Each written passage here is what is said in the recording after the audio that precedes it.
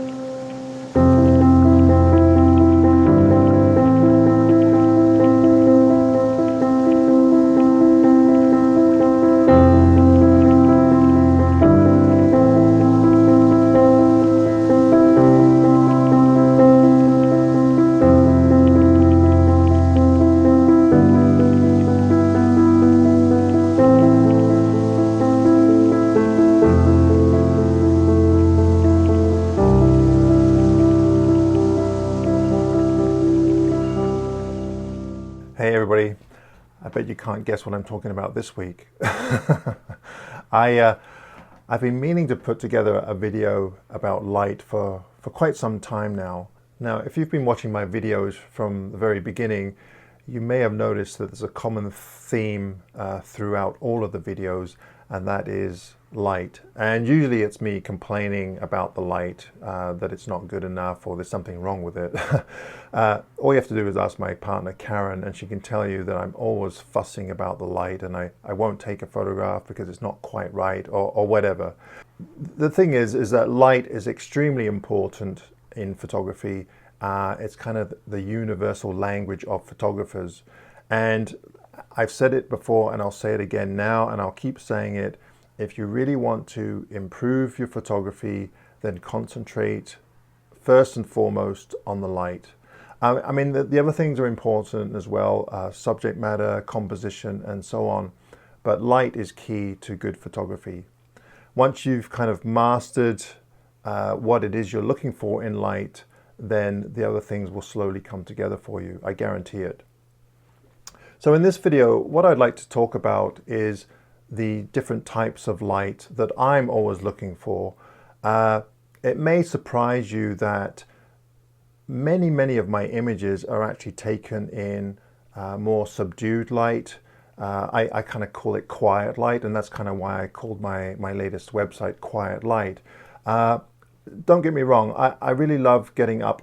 Well, actually, I don't love getting up early, but I love I love the light early in the morning and evening light. I mean, I just love it, just like every other outdoor photographer out there.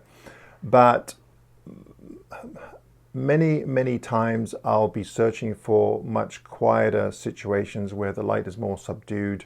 And I kind of want to go over those different types of light with you. I could spend hours on each individual lighting condition, but this is just a general view for you guys to kind of, if you're just starting or you're kind of wondering about light, then this might be a good place to start. Because, you know, in a lot of my videos, I'm always complaining about the light, but I never actually tell you, well, what it is I'm actually looking for. So that's kind of what I'm going to be covering.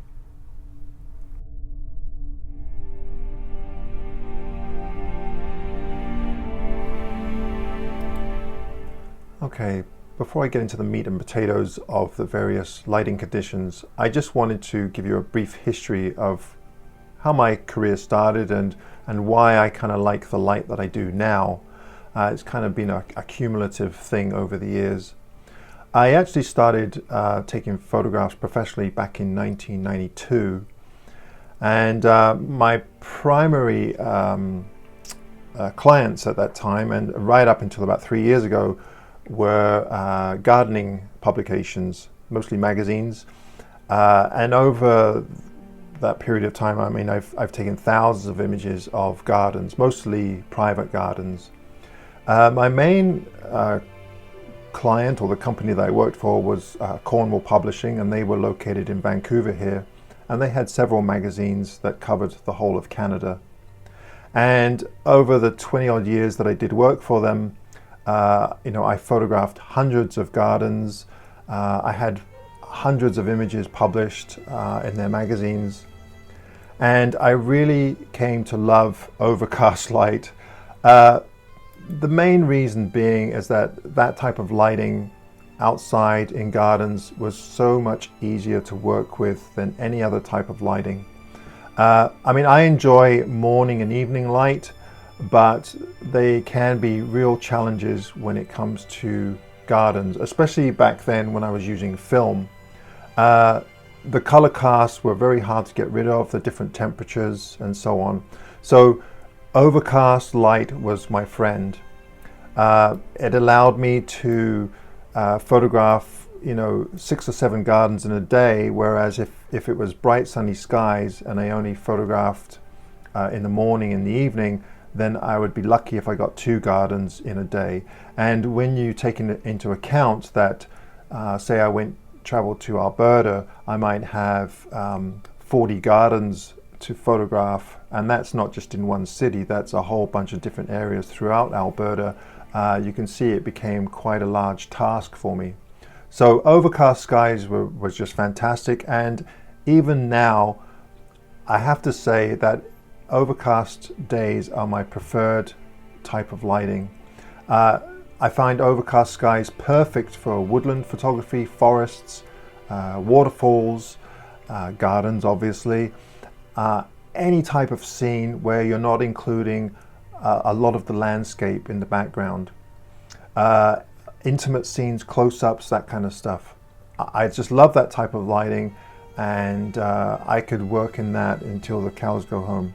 Now, there are different types of overcast lighting. My preferred lighting by a long shot was light overcast skies. And what I mean by light, you'd have light clouds blocking the sun, but you'd still have a little bit of the sun coming through, enough that it would create soft shadows.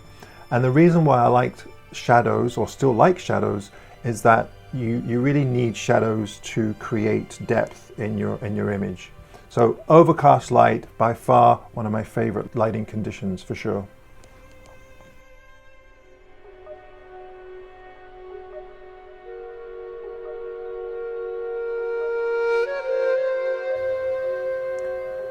Have you ever had one of those eureka moments when you suddenly realize what you have to do to improve on something? Well, that was kind of the case with this photograph that I took back in 1991. I just happened to be taking the dog for a walk one evening and noticed that the light was starting to get quite good. It had been pouring rain all day, and there was a gap in the clouds right as the sun was just going down. So I rushed back to the house and grabbed my camera, and I went to a little wood lot behind my house, and I managed to pull off 2 shots of this light coming through the woods, and then that was kind of the end of the light.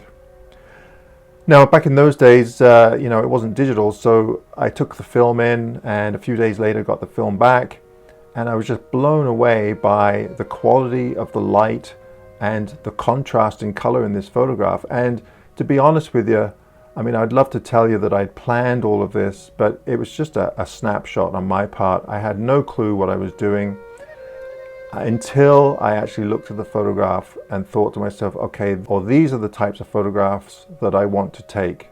And that's when I kind of realized, well, what is it about this image that makes this one a successful one over my other images that I've taken?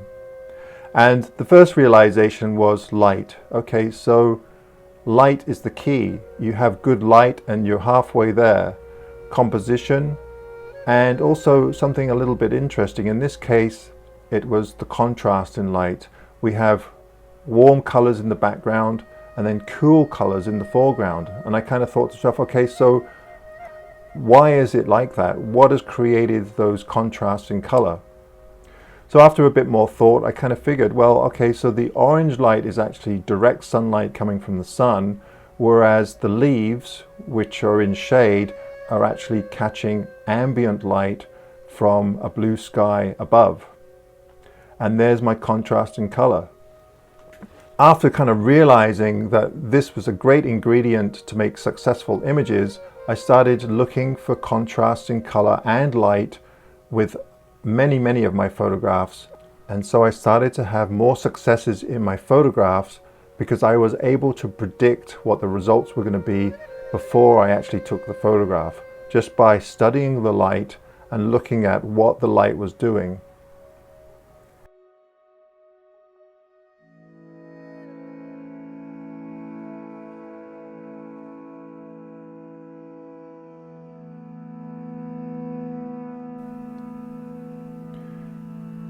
Here's another image that has many of the similarities to the other image that I showed you. So in this image, we also have a contrast in color. We have warm colors and cool colors. Now this is an older 4x5 image on film, and from past experience, I knew that I was going to come out with these colors. So how did I know? We have the cliff face in the background there, which is in deep shadow on a bright blue sunny day. So I knew from experience that if I photograph in the shade on a cloudless day, everything is going to come out blue. But the tree, the larch here, which just happened to be in full color, was getting direct light from behind. So it's getting backlighting. So it's just making those needles glow. So contrast golden yellow needles that are backlit with a deeply shaded background, and you get this wonderful contrast in color and light. The other big difference between this shot and the other one that I showed you is that I'd been photographing for a few years, so I knew exactly what to look for. It was just pure luck. This image, I intentionally went out looking for this type of shot in this area. Right, I'm going to leave it there for now. There are other aspects of light that I want to cover in another video down the road. If you enjoyed this video, please be sure to give me a thumbs up and share. And also, if you have any comments about the subject that I covered today, I'd love to hear about them. Or if there's other subjects that you would like me to cover about photography, be sure to leave them in the comments below. All right, thanks ever so much for watching, and I'll see you next time. All right, thanks.